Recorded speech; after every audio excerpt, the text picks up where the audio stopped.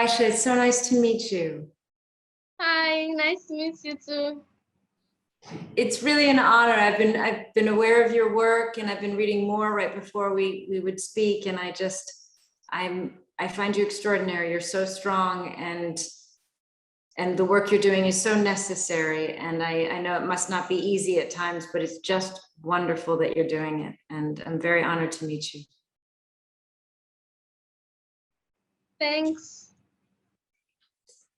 So can I ask from the beginning, because you're very young, how old are you now? 16. 16. So my daughter's 16 too. I love 16. How old were you when you became aware of injustice or inequality in any way? Do you know? Do you remember?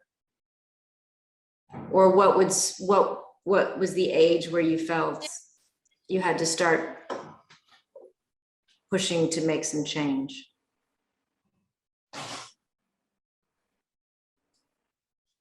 I became an activist when I was 11 years old.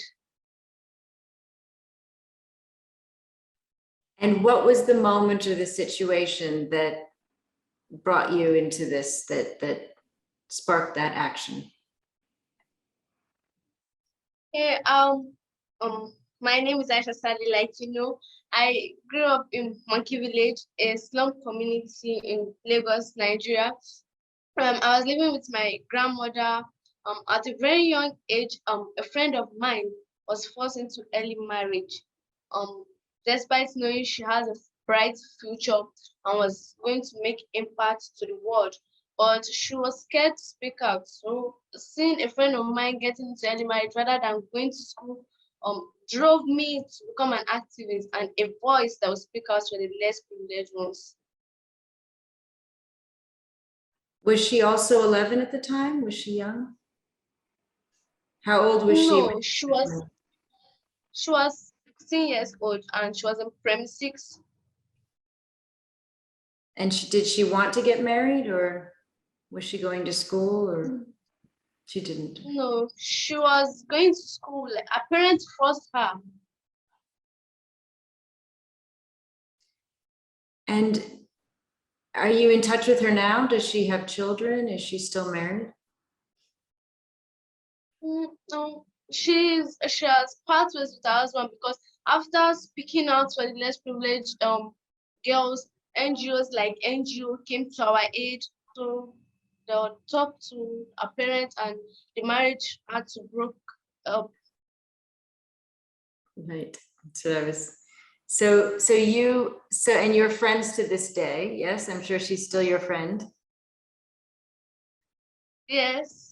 Is she continuing her studies, and what does she want to become now that she didn't have to be married? What is her focus? I think she wants to become a lawyer in life. Wonderful, wonderful. So you fought to save your friend and many other girls.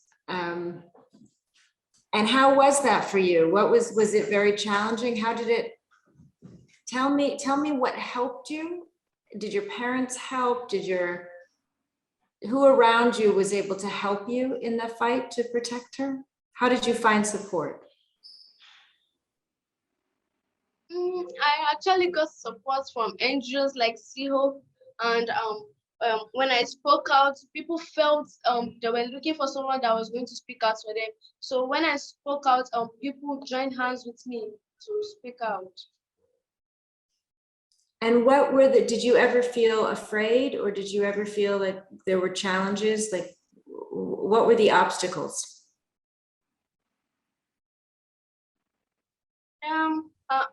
Actually, at first I was scared because I knew child marriage in my community has been really encouraged. So I was scared. I didn't know it was going to work out for me actually, but it actually did.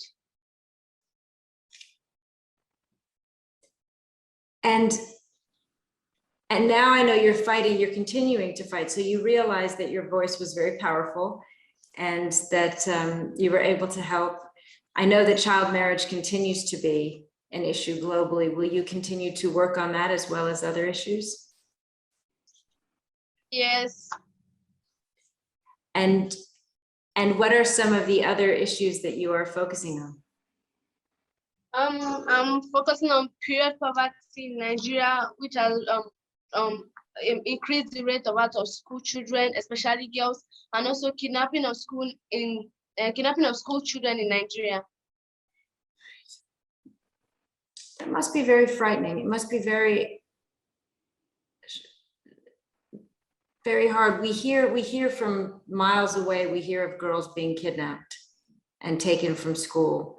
But did that ever, I can't imagine what it feels like to be a young girl going to school at that time, during this time. Do you ever feel frightened going to school? Do you ever feel concerned that that will happen when you're in school? Yes, because the case of kidnapping of school children in Nigeria is really increasing, like it's rampant. So a lot of girls and other children are scared of going to school. There must be. Has there become more security in the schools to protect the children? No. No, not yet.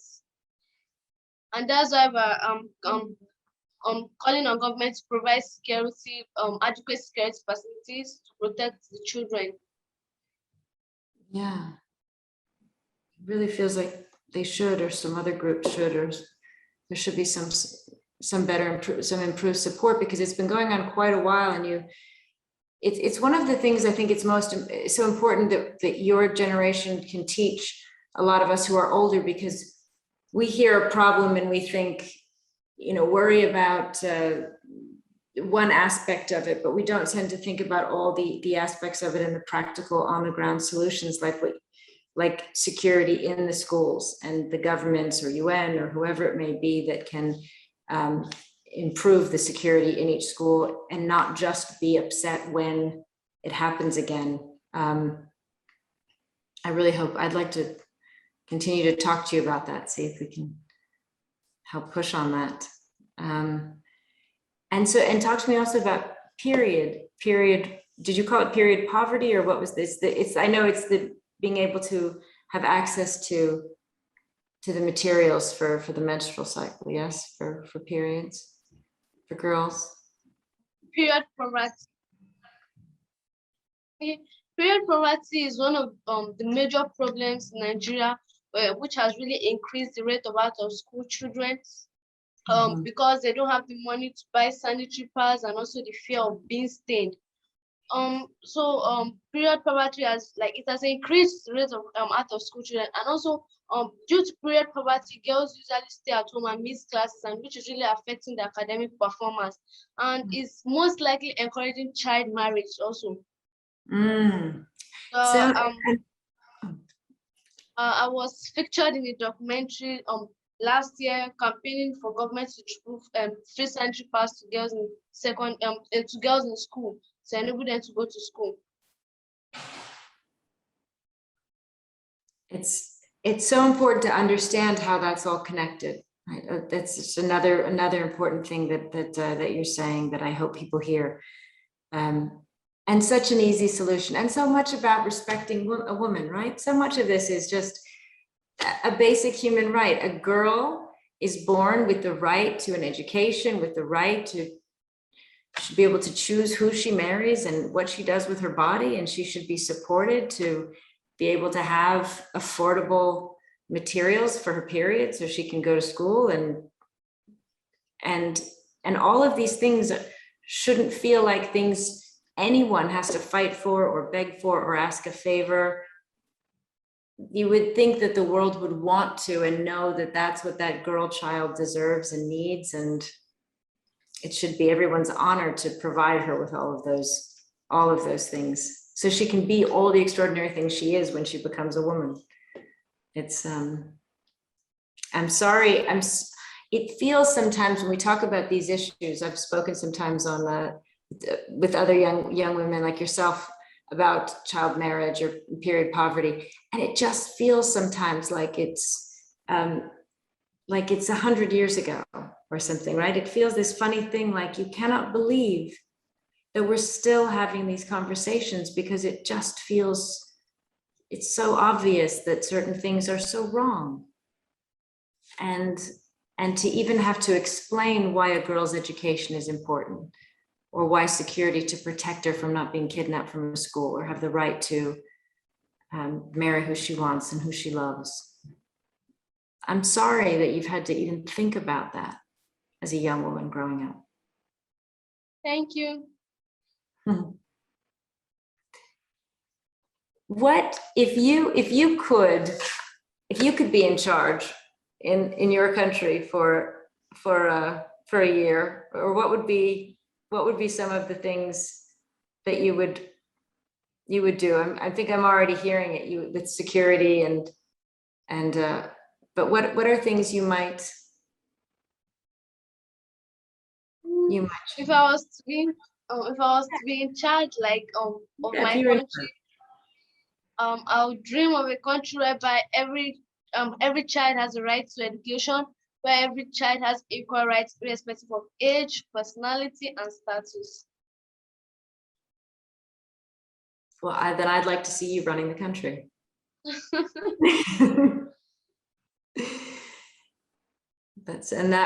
What a strong, wonderful country that would be if every child was raised with all those safeties and protections and education. What a strong country could be grown from that. Are you aware of other activists around the world, and do you connect to them, speak to them, or ever meet up? Yes. I'm actually Mrs. Betsy Abba, founder of Sea Hope Nigeria. She's a very independent woman who has always stood up for the rights of every child. Just like before the demolition of my community, during the demolition of my community, I meant to say, she was in the hospital and was hospitalized, but because of the love and affection she had for the poor ones, she came to our aid, distributed free sanitary pads, mosquito nets, food items. She also gave money to some of the parents just for them to be able to cater for their children's needs and enable them go to school despite being rendered homeless by the Nigerian government.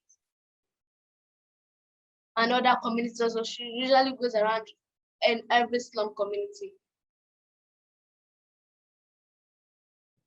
And do you follow, if there were people listening or watching, different people around the world or within your country, how would you encourage them to educate themselves? How do you educate yourself? If you wanted to learn more about what's happening, what do you follow? Or do you sometimes follow other activists or the NGOs that you speak of? Do you follow is that how you would advise? Yeah. And at times the internet also helps a lot, because through the internet I knew you were a humanitarian. You speak up for the rights of every child, and you are using your celebrity status to promote child rights. So I think internet and moving around with NGOs like Sea Hope. Yeah, they sound wonderful. I have a question about period poverty. Do you know, I really don't know this, I'm very curious about the manufacturing of the materials. Is it something to make it, maybe this is a different question, I just didn't know if there was, are the materials still materials in your country that you have to buy? Are they made locally? Are they materials that you from like grocery stores that would have, or is that very personal? I don't mean to be inappropriate. Yeah. NGOs like SEOB did programs training us on how to make reusable sanitary pads with Ankara. That's very interesting. Yeah, sorry. Oh, sorry.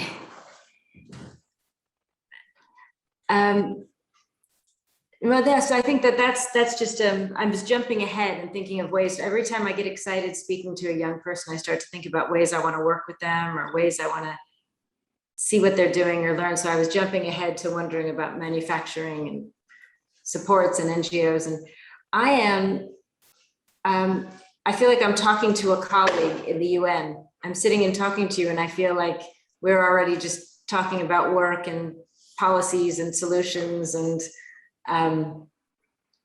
you're just so impressive. It's just wonderful to talk to you. I've learned from you, and I'm quite inspired by you.